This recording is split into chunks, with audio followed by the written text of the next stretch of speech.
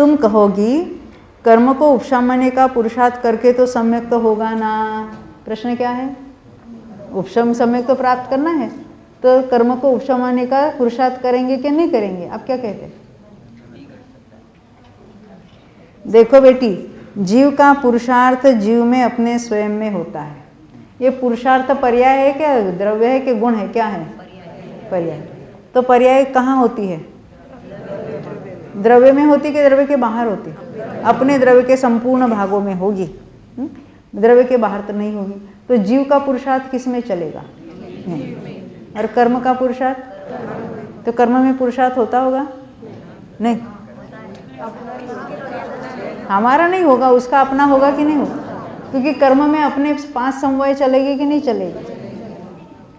सभी द्रव्य में होते हैं। हाँ, तो कर्म की अवस्था उसके अपने से और हमारी अवस्था हमारे अपने से होती है। तो कहते कि जीव का पुरुषार्थ जीव में अपने स्वयं में होता है। किसी भी द्रव्य की कोई भी पर्याय अन्य द्रव्य ला नहीं सकता, पलटा नहीं सकता, नष्ट भी नहीं कर सकता। ये मूल सिद्धांत को सही दृढ़ता से धारण किए बिना आगे कोई चारा ही नहीं है। समय हमने ऐसा ऐसा किया, हमने उपयोग को इधर से इधर लगाया, अरे लग ही नहीं सकता है। ये सारी भ्रमणाएं कायम रखकर समय दर्शन की प्राप्ति नहीं हो सकती है। प्रथमोपशम सम्यक तो होने के पहले तथा पश्चात कर्मों में तथा नवीन होने वाले कर्म बंध में अनेक स्थित्यंतरणे अवस्थांतर होते हैं। वो कर्म में उनके कारण होते हैं, परंतु हम निमित्त रूप से कहेंगे कि जीव के यहाँ क्या परिणाम हो रहे हैं और वहाँ कर्मों में क्या बातें हो रही है। रेगुलर मिथ्यात्व अवस्था में क्या हो रहा था, अब वो जो तत्व विचार के सन्मुख हुआ है और आगे बढ़ रहा है, तो वहाँ कर्मों में क्या होता है वो सब बताएंगे अभी। कर्म की ये सब अवस्थाएं कर्म में उनकी स्वयं की योग्यता से होती है। जीव केवल तत्व विचार और तत्व निर्णय करता है, यही पुरुषार्थ है। जीव को क्या करना है? तत्व विचार पूर्वक तत्व निर्णय। तत्व निर्णय होते ही उसको समय दर्शन की प्राप्ति होती है। सबका काल एक ही है, आत्मानुभूति का है। उसी समय निर्णय हुआ कहेंगे, उसी समय अरिहंत भगवान को उसने सही रूप से जाना है कहेंगे, उसी समय क्रमबद्ध का निर्णय हुआ कहेंगे, उसी समय उसने स्वभाव का अवलंबन लिया। वो सब उसका कथन जुदा जुदा होगा, बात एक ही होगी। उसको उस समय आत्मा का अनुभव हुआ, वही समय है सम्यक दर्शन का।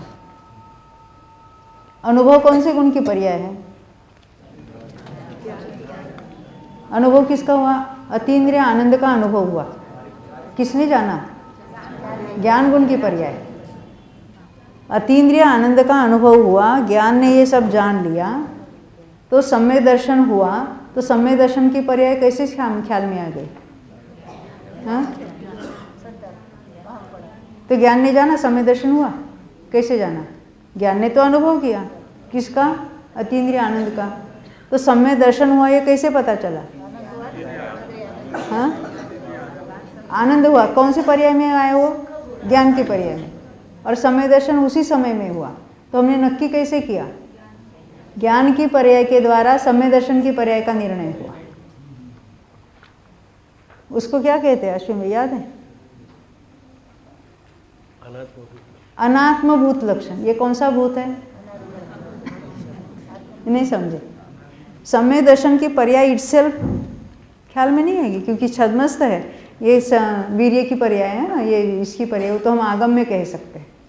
परंतु उसमें हमने जो सम्यक दर्शन हुआ, ये कैसे पता चला?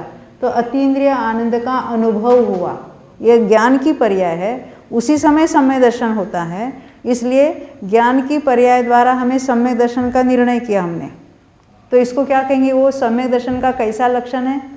अनात्मभूत। अन्य गुण की पर्याय से हमने अन्य गुण की पर्याय को नक्की कर दिया। पंचाध्यायी में आता है ये अनात्मभूत लक्षण की बात आती है। ये क्योंकि अष्टपाउड में भी ऐसा आया है। पूना में हम गए थे दश लक्षण में, तो वहाँ किसी सभा में ऐसा पूछा, उसमें हम लिखा था सम्यक दर्शन की पर्याय छद्मस्त के ज्ञान में नहीं आती, वो केवल ज्ञानी का विषय है। इसीलिए लोग क्या मानते हैं? अपने को सम्यक दर्शन हुआ, वो केवली को समझ में आया। ऐसा नहीं है। अपने को पता चला, अपन कैसे पता चला? तो ज्ञान गुण की पर्याय के द्वारा हमें सम्यक दर्शन का पता चला, और वो हमारे ज्ञान में आता है। क्योंकि हमें सम्यक दर्शन हो जाए और केवली ज्ञान है, हम कुछ नहीं जाने, ऐसा नहीं होगा। ख्याल में आती है ना? ये हमको बिल्कुल आगम के आधार से चलना है।